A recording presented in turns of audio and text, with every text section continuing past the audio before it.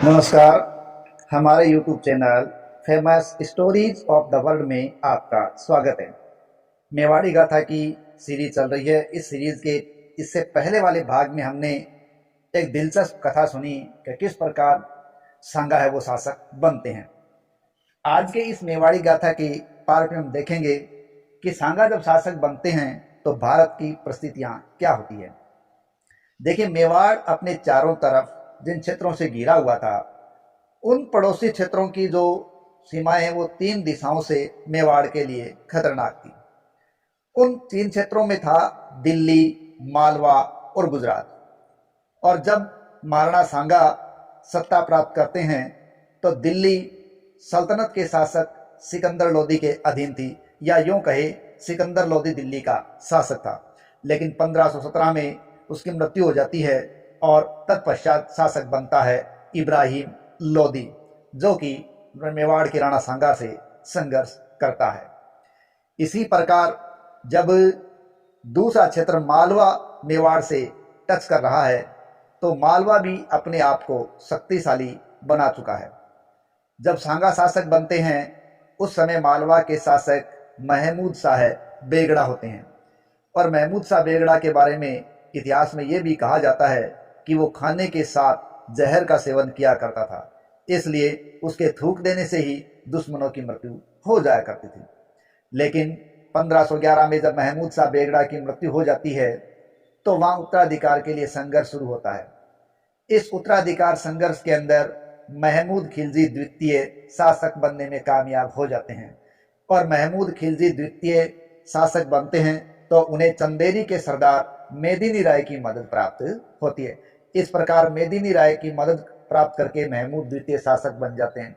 लेकिन धीरे धीरे इस मालवा के क्षेत्र में महमूद खिलजी के बजाय चंदेरी के सरदार मेदिनी राय के चर्चे ज़्यादा होने लगते हैं और उसका प्रभाव है वो ज़्यादा यहाँ नजर आता है।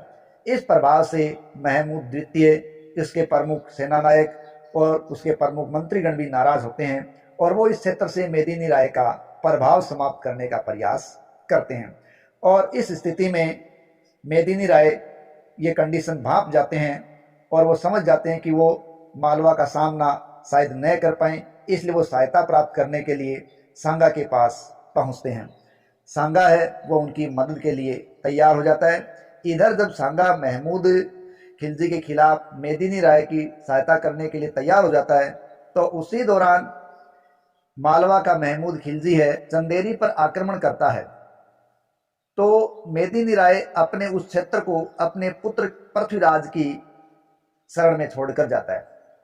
और मेदिनी राय का पुत्र पृथ्वीराज है वो अपने पिता की बात को कायम रखने के लिए महमूद द्वितीय का सामना करता है और तब तक सामना करता है जब तक वो मृत्यु को प्राप्त न हो गया।